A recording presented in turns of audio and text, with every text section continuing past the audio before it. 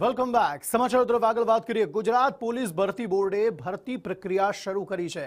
જી હા, 13,591 જગ્યાઓની ભરતી માટેની પ્રક્રિયા શરૂ કરાઈ, જેમાં 21 જાન્યુઆરીથી 15 શહેરોના ગ્રાઉન્ડમાં ટેસ્ટ શરૂ કરાશે, જેમાં પીઈટી, પીએસટી શારીરિક કસોટી શરૂ થશે.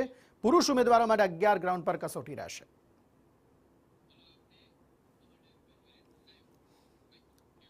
આ અંગે વધુ માહિતી સાથે સંવાદદાતા હિરેન રાવલ જોડાઈ ગયા છે. હિરેન, જણાવશો આગળ શું વધુ વિગતો? 13,000થી વધુ ભરતી થવાની છે આગામી સમયમાં. શું વધુ વિગતો પ્રાપ્ત થઈ રહી છે આ મામલે? જો આ તમામ જગ્યાઓ માટે જે ફોર્મ ભરવામાં આવ્યા છે એમાં 10 લાખ કરતાં વધુ ઉમેદવારો છે, એમણે પોતાના ફોર્મ ભર્યા છે અને એ તમામ ઉમેદવારો છે એમની શારીરિક કસોટી જે છે, જે પહેલા તબક્કાની આ પરીક્ષા છે એ 21 તારીખથી એટલે કે પરમ દિવસથી શરૂ થઈ રહી છે.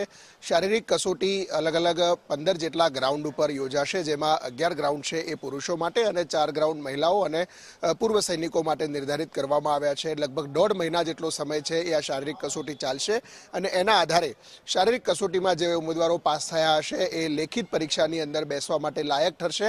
જો કે આ શારીરિક કસોટી માત્ર એક પાસ થવા પૂરતી રહેશે, એના ગુણ સિલેક્શન માટે ગણાશે નહીં. શારીરિક કસોટીમાં બાયોમેટ્રિક, એટેન્ડન્સ, સીસીટીવી અને અન્ય તમામ જરૂરી જે લાયકાતો છે અથવા તો જે બાબતો સાયન્ટિફિક પુરાવાઓ સાથે છે એને પણ એનો ઉપયોગ કરવામાં આવશે.